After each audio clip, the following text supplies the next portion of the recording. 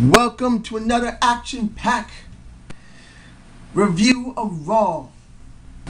Now, this is kind of cool that knowing that Triple H and I have the same birthday. Yes, my birthday's on the same day as Triple H, or as we call him, God.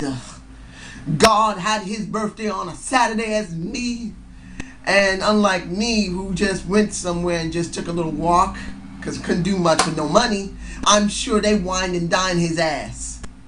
And I'm sure Miss McMahon or Miss Levesque must have gave him a wonderful birthday, as you must know from a Stephanie with that body.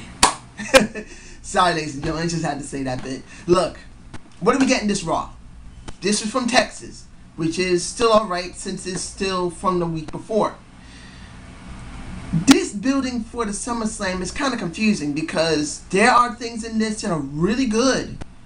But if you're trying to build new stars, there's certain things they're doing right now that just don't really make me feel like they're doing shit. There's only like 2 storylines, possibly 3, that had the most attention from WWE, which is surprising because they don't usually do that. They're so bad at doing storylines, you're lucky if you got one that's actually credible. Now, I'm going to do the Cody Rhodes versus Wade Barrett. I'm doing it early because this is an interesting situation here. I still have not looked at SmackDown. I'm still watching Raw. I haven't looked at SmackDown yet. Now, for what I understand, Cody threw the Money in the Bank into the ocean, the Gulf of Mexico. So currently, there is no Money in the Bank for SmackDown. There isn't. So this is a very interesting situation. Seeing Wade go up against Cody is actually quite refreshing because I don't ever remember Cody facing Wade. You guys tell me below if you ever seen them on a Raw or SmackDown together actually facing one another unless it was in a team. As far as I know, they haven't done it in singles competition on the 2 main shows. So this was actually quite refreshing to see. And Cody winning makes me feel even more sadder for Wade. Wade had great potential. He still does, but they're just not doing anything with him. Like I said before, I'd rather just see Wade leave and go maybe to TNA. And I know they're doing a lot of ejections. You can look at my mixed bag of wrestling, how I feel about that. But I'd rather see Wade go over to TNA at this point because they're doing nothing with him. But what is being done between Cody and Damien Sandow is one of the 3 major storylines right now, because I don't know what they're going to do right now. There is no Money in the Bank, so there is no Money in the Bank briefcase, so there's not going to be no year-long wait unless they're going to reissue it, maybe before SummerSlam, and let them both go after it. There's just no Money in the Bank for SmackDown, which makes me think they don't have any really good plans for it. But that's where I could have been wrong, seeing what happens later in the night. When Christian went up against ADR and won, and at one point ADR is being cheered, at least from what I heard, it was kind of a mix. ADR is being cheered most of the time. At least that's what I heard. But at the end of it, we get a huge cheer for a Christian. And if there was any canned heat, there wasn't that much because the crowd in Texas was actually quite good. There was a huge crowd there, very strong. But this kind of confuses me because Christian hasn't been on TV for almost 9 months due to the fact they had no way to book him. They had no storyline to put him in, but now they let him get a win over the world champion. So what does this mean? Could be 3 things. 1, Cody and Damien will get a reissuing of the Money in the Bank. And then they'll fight for it. I don't believe that's going to happen, but that is still a possibility. 2, there's going to be a match for the #1 contendership at SummerSlam between those 2, because that's because of the Money in the Bank problem. That I do believe will happen. 3, because Christian's been off of TV for so long, they said, Christian, we're so sorry. We didn't have anywhere to put you. You know what? We're going to give you a shot at the world title. If you win or not, we're still deciding. That's the second thing as I think is going to actually happen. At the end of this going into SummerSlam, I believe Christian's going up against ADR. And winning or not, I just don't know. But I do believe during SummerSlam there's going to be a number one contenders match for the World Championship between Damian and Cody, because there is no Money in the Bank briefcase anymore. As Cole made it very clear, it's at the bottom of the Gulf of Mexico. That's what I believe is going to happen there. Now, what is another question mark is, what are they doing with Fandango? Seeing him against a RVD. RVD is coming back strong. It doesn't matter if you like him or not. I personally am really in between. I'm not really big fan of RVD. I like his music, but I'm not a really big fan because I know he doesn't do the job when he really needs to. And the thing here is that they need to put over new stars. And I know RVD is probably slated to do something maybe in the World Championship later down the line past SummerSlam. Maybe Survivor Series, you never know. And I know I'm saying this and it doesn't sound great, but this is a possibility. The problem I see is Fandango is really slated to be a good character. Even though a lot of people don't like Johnny Curtis, they don't like that he doesn't dance well, he doesn't talk well, he doesn't do great work in the ring. But they're pushing him. At least from... This is where it gets confusing. Vince puts this man on WrestleMania. He lets him win over Chris Jericho. He let him get some wins over Chris and a couple of other people. But then they just started to drop him. And what we just saw with RVD was a short match, and there's a count out between him and Fandango. And he's acting like Fandango. I would accept that if he was winning and he just didn't want to lose a match, but the man has been losing. So that line there with a Summer Rae at his side, or be right near his crotch, doesn't really work for me personally. The man has not been slated to win much. Now he's becoming a glorified jobber with just a little bit of attitude. People still love the Fandangoing, but I just don't see it unless they stop letting him lose.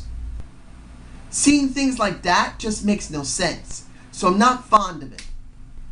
Now, The Shield versus Usos and Mark Henry. I said this before, that I thought that it's a good possibility that The Shield has nobody left to face. So they have no choice but to do this. They have to stick a Mark Henry on them and turn him face in the hopes to keep them going. And this kind of iterates what I'm talking about. Because The Shield wins, but Mark Henry gets the better of them all and then they run away. They're just doing whatever they can to keep The Shield going because they don't have any more for them to do. There's no progression for The Shield. Really. The Shield needs to drop the titles and do something else. Out of all three of those guys, the one who has the most charisma, the most in-ring presence, is Dean Ambrose. I do believe Roman Reigns is the better looking talent. He has the size, he has the voice, and I do believe he has the charisma. But Dean Ambrose just has more. Not by much, but he has more, and it's obvious. He's more polished. So I do not believe Roman Reigns is ready yet. But Dean Ambrose is the most polished between the three, and he looks like he should be put into the title scene. Seth Rollins really is a mid-carder. And Roman Reigns, he should go into the world title scene. But they need to start breaking these three up. Now, by SummerSlam, if they do that, it'll be understandable. Let the Usos get the titles. Like I said, it doesn't matter if the Usos can pull off being great tag team champions. It's not the point. They've been around for several years. They never held the titles. Let them hold it for a couple of months and then let them drop it. Let them be interns or just, you know what I mean, just guys who hold it for a little while and then just drop it. They've earned it. They should have had it a while ago. But you need to do something with Roman Reigns, and you need to put Seth Rollins into the mid-card because they don't have anybody there. Kofi was the one who was doing most of the work. Now he's not there. If RVD is not going to be there, you need a Seth Rollins there. Now I'm going to move on to Curtis Axel versus R-Truth. The work that Paulie did was okay. I'm still interested in what's going on with CM Punk and Brock Lesnar. That's number 2 of the best storylines that's going on. The match really wasn't anything. When CM Punk comes out, he takes out a Curtis Axel and then tries to basically do catch him if you can type on a Paul Heyman. You can see the look in his face going, looking at pretty much a CM Punk wanting to rip his head off, going, yeah, I see you there. I'm going to enjoy kicking your ass, you motherfucker. Something like that. Sorry for the cursing, but you know what I'm saying. Paulie does get away.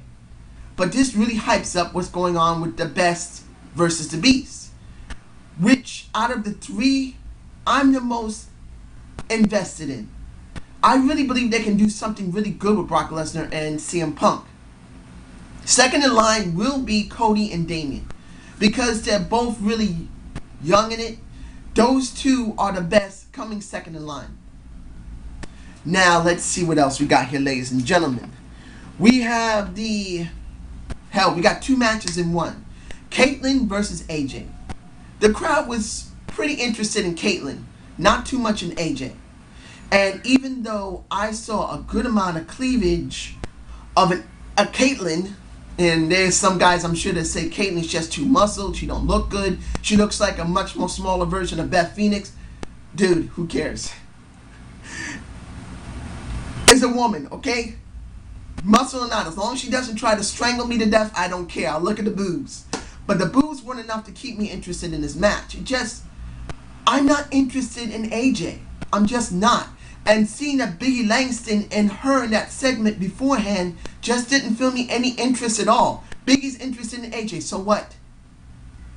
This just leads into a match between Biggie and Dolph because AJ loses, Dolph comes out, insults her, and then goes after Biggie. But what do we get? AJ interfering with the match on Biggie. Biggie gets mad, but there's nothing there. They have run their course with AJ. They need to end this. If it ends at SummerSlam, I'm happy. Let Dolph move off to something else.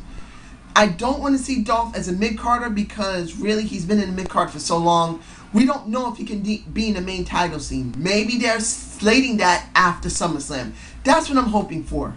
I said this weeks upon weeks ago that there's a good chance that Big E's going to face Dolph for the simple fact they think he needs a little bit of a tuner match or matches to be pushed into the main title scene. I'm not a big Dolph fan, but we need more blood in the world title scene. We just don't have it. RVD is not going to do it. He may be a veteran, but he's not new talent. We need younger talent. And as much as a lot of people think that Dolph doesn't have the hype, it's not the point. We need people into the world title scene. That's what I want. More people in there. It doesn't matter if they're a piece of shit or they're greater than sliced bread. We need something. Now, I'm moving on to the... don't really want to do it yet. I want to talk about JBL. Right now, he's still doing his climbing 7 summits for kids. I said this a while ago. I really admire the man for... Look, he is a Republican, and a lot of people... I'm an independent. I follow conservative values. But you know what? The Republicans get a really bad rap. They donate more money than Democrats. That is the truth. You can go look it up online. And this man, who is literally going to different summits, different mountains. He's at Mount Blanc right now, climbing. Where it's a very big danger. You can die there. When you go into those summits, you can easily get frostbite. You can be buried. You can die. This man is doing it for kids. Now, I'm sure a lot of people are going to say, yeah, I understand. You're right. And there might be a few people who say, dude, what the hell are you talking about? Republicans suck. Well, this Republican doesn't suck. I admire the man, and if JBL saw this and said, dude, thank you. I thank you for, you don't have to do it. You've earned my respect. I always liked you as JBL, but you doing this, you've earned an entirely different level of respect for me personally. So, moving on to the... Let me see if I'm forgetting anything here. Because really, not a lot is in here that's that great. My confusion right now is... Before they were showing a little conflict between Vince and... I'll put it like this. If they were supposed to do a conflict between Vince and Triple H, why are they trying to throw a Cena and a Daniel Bryan in it. If this was all to get Daniel Bryan over, I believe they didn't need to go that far. Because it feels like they're teasing a Vince and Stephanie and Triple H feud between each other, trying to power grab one another. But if this is only to get Daniel Bryan over, it just felt like it was useless. It makes it interesting, but it just, to me, it feels useless because they didn't have to tease that. Because I was more interested in seeing Vince go up against Triple H in the ring. But if it's only to get a Daniel Bryan over, wasn't interested. And the match between Kane and Daniel Bryan, it felt like a stand-up match. Really. But I believe that this is just to help Daniel Bryan, and this promotes going on with Kane against the Wyatts. I do agree that if anyone says the Wyatts are hot right now, I'm agreeing with you. I love the Wyatts. I love how they come down to the ring. I love how the buzzards, as he's calling it, Bray Wyatt, his boys come down and kick the ass of everybody. I want to see when a Kane faces these guys, or better, maybe a Kane may switch over and become a part of the Wyatt family. I know that's kind of stretching, but that's what I believe. This might be setting up Kane joining the Wyatts and become totally dark again. Because this good guy bit is really kind of getting stale. Now, anything else? The final match I'm going to talk about is John Cena versus Ryback. Now, the reason I didn't bring up what happened with Vince and Daniel Bryan is because it's going to be coming at the end. I'll talk about it in a minute. But the match itself, it wasn't bad.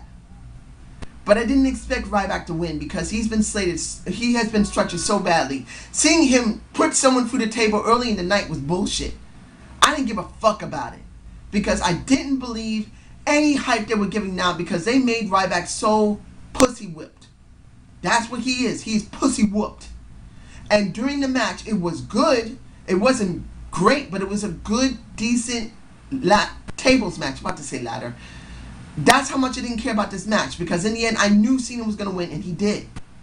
But at the end, seeing Daniel Bryan bring the title to him and say, it's going to be mine, and then seeing Cena grab it from him, doesn't make me believe Cena's turning heel. But it does show that they're really trying to structure Daniel Bryan well. And like I said with Vince and Triple H, seeing the beginning of the show with Vince basically saying Cena's trying to fuck with you. He thinks you're nothing. He's a massive manipulator. All they're doing right now is trying to structure Daniel Bryan as strong as possible to go into SummerSlam. But do I believe he's going to win? Honestly, no. It would be something different if he did win. What you get in the beginning of the show with Vince and Daniel Bryan is a bit of a shoot and the truth. Vince doesn't totally care about guys who are small. He doesn't. And then seeing this makes it kind of continuous. There's a good chance Daniel Bryan could win this. But do I believe that? No. Because the way they've slated Cena for so long, I don't believe he will win. But if he does win, what does this mean? It means that we're going to get a possible run with Daniel Bryan with the title, and then eventually Cena's going to take it back. That's the way I see it. If Cena disappeared for at least 5 or 6 months, then I would get behind a Daniel Bryan. No matter, I'm not a big Daniel Bryan mark, but I would get behind him. I just don't see it. So how do I feel about this show? Middle of the road. C+. That's how I feel about it. Wasn't that great? But it had things I liked in it. So I hope you enjoyed this Zane's View. Subscribe and comment to my channel, ladies and gentlemen. Give me maybe a thumbs up or two. I don't get that many. And I am very happy to have the same birthday as a Paul Levesque.